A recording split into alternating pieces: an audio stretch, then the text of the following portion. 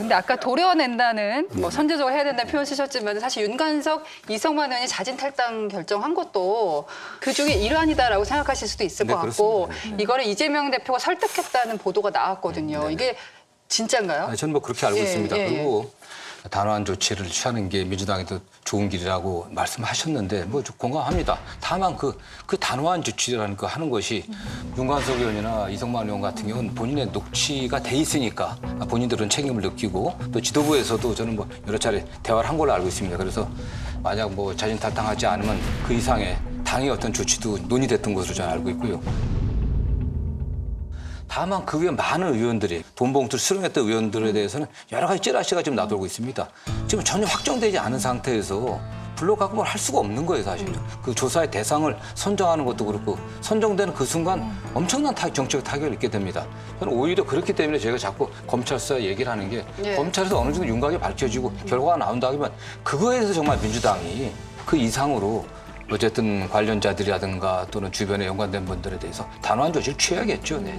아니 근데 일반 공무원은 징계 절차가 개시되면 사표를 안 받아줍니다. 그러니까 이거 자진 탈당은 굉장한 특혜예요, 사실은. 굉장한 특혜예요, 사실은. 물론 이게 저 공무원들처럼 퇴직금에 영향을 주거나 하는 것은 아니지만 그리고 지금 보면 자진 탈당한 사람들이 나중에 구제 받았거든요.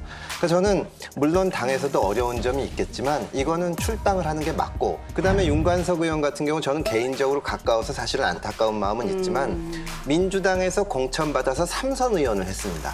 그런데 이 정도 사건을 일으켰으면 자기가 공식적으로 돈 준 사람을 밝혀야 돼요. 그건 전 공인으로서 의무라고 생각합니다.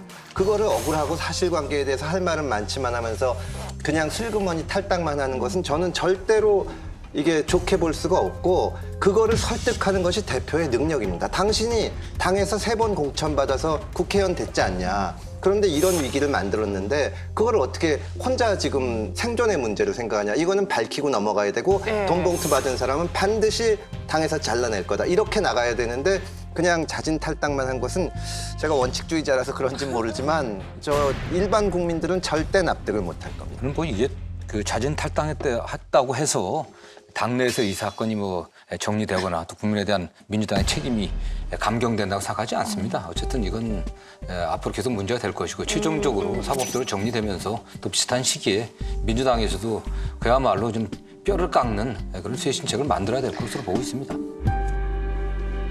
저희가 민주당 입장에서 많이 질문을 드렸는데 대통령실이 이재명 대표와의 만남 얘기는 하지 않고 박강원 원내대표한테 만나자 직접 바로 다이렉트로 제안을 했잖아요. 이진복 정무수석이 윤석열 대통령의 축하난을 들고 민주당 박광원 원내대표를 찾았습니다. 야당 대표의 회동이 대화정치복원의 첫 출발이 될 수 있도록 각별하게 관심을 가져주셨으면 좋겠습니다. 이어진 비공개 만남에서 이 수석은 윤 대통령이 여야 원내대표와 만날 의향이 있고 여야 원내대표가 만날 때 부르면 대통령이 직접 갈 수도 있다고 했지만 박 원내대표는 이재명 대표를 먼저 만나는 게 순서라며 거부했습니다. 그 자체가 왜 부적절한 거 아니겠습니까? 그게 더구나 그 제1야당이 국회 다수당입니다. 그래서 다수당의 당대표를 이렇게 안 만나고 하는 경우가 어디 있었습니까? 이재명 대표가 물론 뭐 기소된 피의자라고 하더라도 그 문제는 그 문제고 대통령께서는 만나자 그래 갖고서 지금 국정 현안들 여러 많지 않습니까? 그런 것 들어갔다가 논의해야죠. 요청해야 되는 거죠. 당대표가 있는 상태에서 원내대표한테 만나자고 하는 것은 그거는 그 자체가 있을 수 없는 일이죠. 그건 뭐 당대표에 대한 모욕이고 그걸 원내대표가 손톱 나가서 만난다는 거 하는 게 가능한 일이 아니지 않습니까? 그건요. 그건 예의에 어긋나는 거죠. 그 자체가. 지금 민생이 너무 어렵습니다. 대통령께서 야당 대표를 만나는 것이 여러 사정으로 어렵다면 원내대표와 만나는 것도 저는 개념치 않겠습니다. 정말로 안타까운 것은 임기가 5년이지만 대통령이 가장 힘을 가지고 일을 할 수 있는 게 첫 2해 정도거든요. 그중에 한 해를 야당 대표 안 만나가지고 상당히 이게 힘을 못 받고 있는 겁니다. 예. 그럼 이제 뭐 야당이야 당연히 반대도 하고 방해도 하고 할 수 있지만 나로서는 진짜 할 만큼 했는데 야당이 비협조한다 하고 국민들한테 얘기할 수 있는 거하고 국민들 입장에서 대통령이 야당 대표를 한 번도 안 만나네 하는 거하고는 완전히 다르거든요. 이거는 공적인 것이 항상 사적인 거에 앞서야 되는데 검사 출신이 됐건 뭐 판사 출신이 됐든지 간에 대통령이 야당 대표 안 만난 데 대해서는 공적으로는 할 말이 없는 거예요.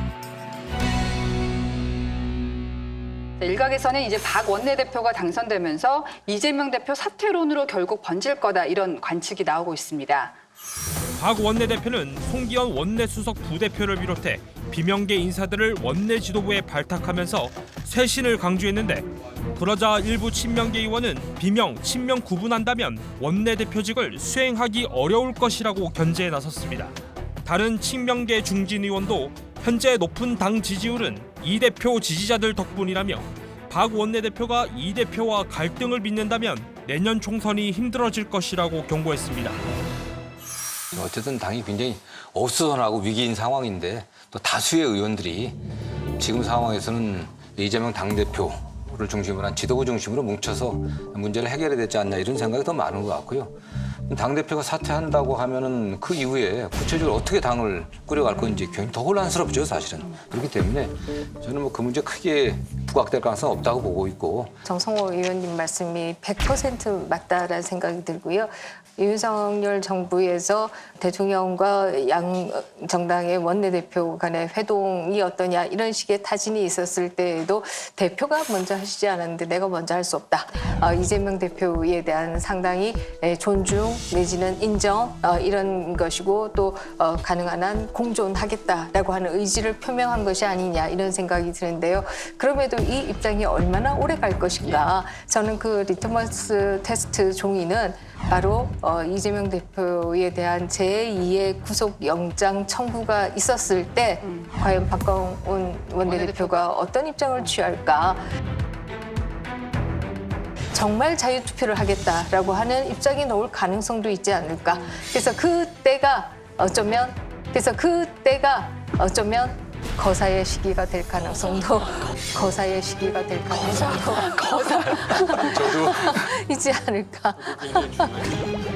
박광원 신임 원내대표는 예전에 제가 당에서 대변인을 같이 한 적이 있습니다. 굉장히 성품이 온화하고 부드러워서 누구하고나 친하기 때문에 박광원 원내대표가 됐으니까 이재명 당대표가 물러나게 된다. 그런 갈등 상황을 일으키는 스타일은 아니고요.